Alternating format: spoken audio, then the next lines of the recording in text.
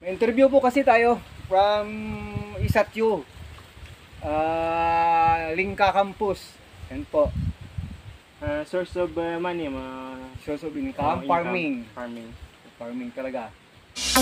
Pero bago po natin pag-usapan yan, kung bago ka pa lang sa channel ko, paki-like naman po, comment, share, and subscribe.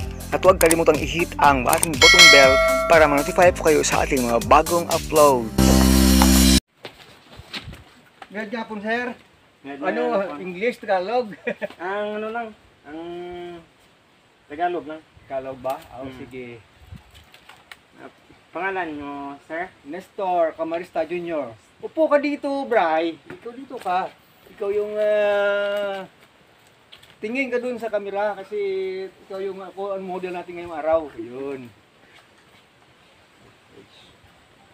Nag-i-interview lang daw. Sandali ha. Diyan muna kayo at tingnan ko dito. Baka okay. Continue mo lang yung ano mo dyan. Lapit natin kunti. Ilang taon na, sir? Yung ano? Ilang taon ka na? Ako ngayon? I am, marami na akong edad. 50 na ako eh. Okay? Oo. Siyempre, father. Oh, Father, father. ano? Siyempre may anak eh. May interview po kasi tayo from Isatyu, Lingka Campus. Yan po. Source of money, Source of income, farming. Farming. Farming talaga. Farmer eh. Size ka nyo, size ka ni being raised yung inasabod nyo pala. Ang currently, pati kay tatay, mga dyan siguro sa mga 38 heads. Wow, tama. Ang dami ah. Hindi naman, konti na nga eh, kasi babawasan pa yan. Magpapalit pa ng ibang lahi eh. Mga, ano po mga breed na animal nyo? Ng mga... Nag-start po tayo sa Kambing. sa native talaga. Pero currently mayroon na tayong bawang. Mga bawang, bower Anglo. At mayroon rin tayong bower. Umili yung isa. Pag aambon ng konti, ayan, magsitakbuhan silang pauwi ng goat house niyan. Ilang taon na po yun ng gano'n? Kambing. Breeding? 1 year pa lang talaga, 1 year.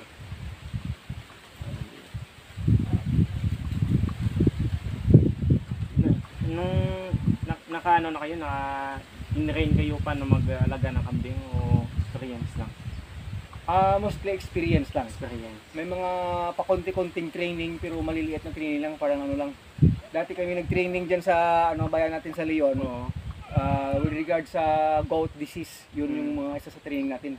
Paano gagamutin pag may disease yung mga goats. Isa yun sa mga na-training na nadaanan natin. Pero mostly experience at saka research sa YouTube, sa Facebook, sa Google, ayun, yung ginagawa natin. Sa inyo po, ano po mas adaptable na breed ng kambing sa climate natin dito? Ay currently dito sa atin yung pinaka-adaptable talaga na hindi ka magkakaproblema ng malaki, native talaga. Native talaga. At syempre hindi po ako nag-a-advise na pag nag-start tayo ng kambingan ay mag-start talaga sa may lahi. Mahirap talaga pag wala kang experience sa native. At least yung native, pag may experience ka yan kahit mga 6 months lang, bago ka mag-hybrid, ay at least may konti ka ng alam talaga.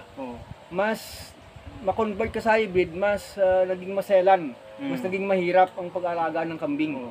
Kasi kapag hybrid hindi agad maka-adapt ng climate dito. Iba yung kanila. Sa ibang pinanggalingan, baka iba yung climate. Pero pag native talagang malakas resistensya. Parang si Brian, malakas resistensya. Ano pong method ng breeding ang pinapractice nyo?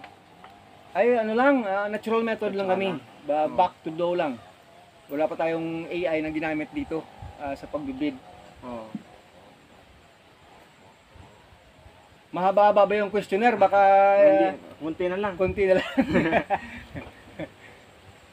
Sa isang taon, ilang pong na-produce nyo na kambing? Sa isang taon, siguro sa loob ng isang taon sa akin at pati kay tatay siguro more or less more than 20 piraso. More than 20. Dami More than. Pag medyo minamalas daw na sabi nila, ay naku, konti na rin, namamatay yung kambing pag Pag hindi maganda Oo. panahon, hindi nagapan. Sa last lang po ito, Kuya Junjun. Last na kagad. Oo. Kala. Malit na kasi binigay ni sir na question. Sige. Sa inyo po, ilang po yung naging nyo sa pagbibinta ng kambing? Ilan yung ano? Yung profit nyo? Profit. Oo. Currently sa ngayon wala pa masyadong profit. Wala Kasi sa loob kasi ng 1 year, kung nagpaanak ka, ibig sabihin, pag bago ka lang nag-alaga, hindi pa naman Oo. agad-agad anak yun. Oo. Yung inahing kambing, it takes pa 3 to 5 months na nasa Oo. sayo, mabuntis siya. Mm. Pag nabuntis siya, 5 months pa siya bago manganak. Oo.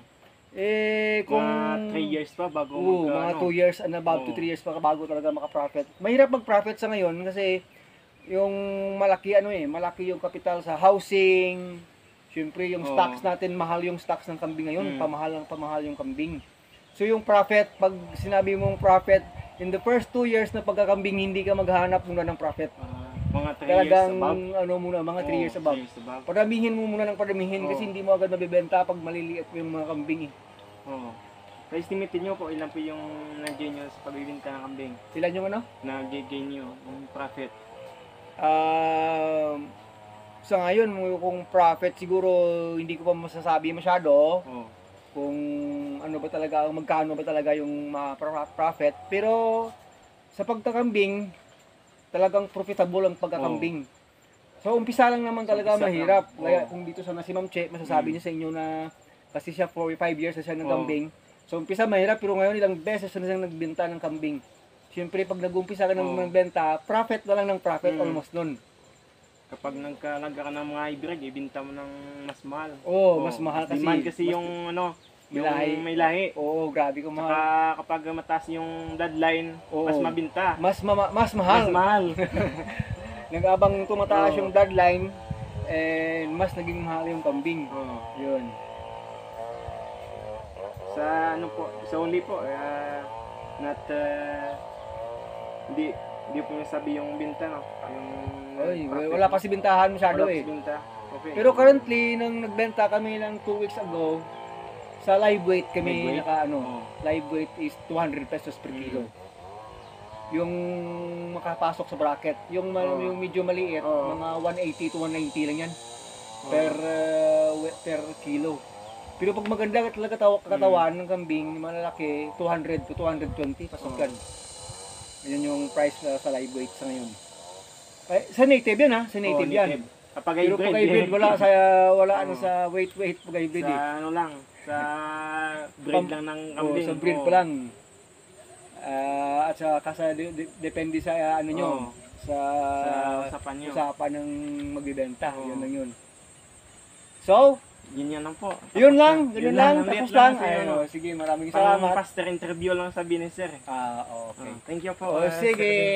Si Sir Geno Kabilyan. Cabillan, ayan po. Si Sir Brian Kabilyan. Brian Cabillan. Maraming Thank you po. salamat. Hanggang sa muli. Yun lang.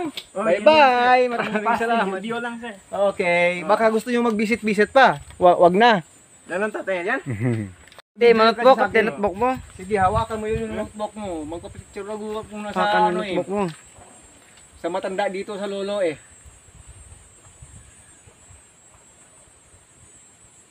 Okay na. Okay. O, pati ikaw, tatlo tayo, dito ka rin. Hayaan mo na muna yung video dyan. O, ikaw. Gamitin mo cellphone mo. Ano, Yung selfie. si selfie na. Yeah, at least may pruweba. Oo. Nako, ba't talaga pag pogi yung mga ano.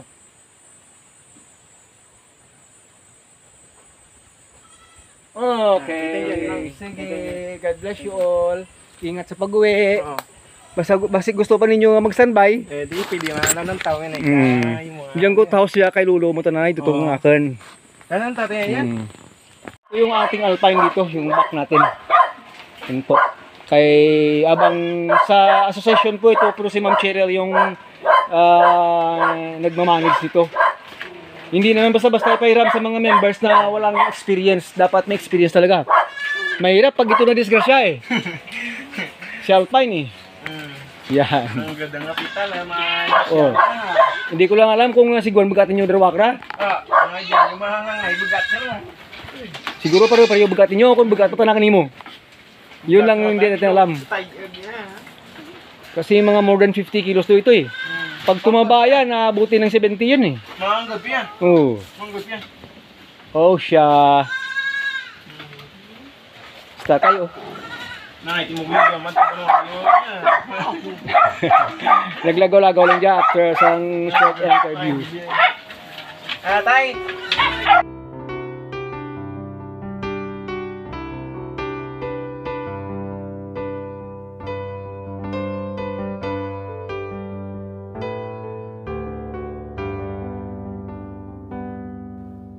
Listening through the distance, that subject me. All the dreams tonight, my friend, never set them free. I was once like you before, where to begin? But I hold the dreams I have and never leave it there. When your doubts try to stand, He'll send you a helping hand. Your life is not just fantasy.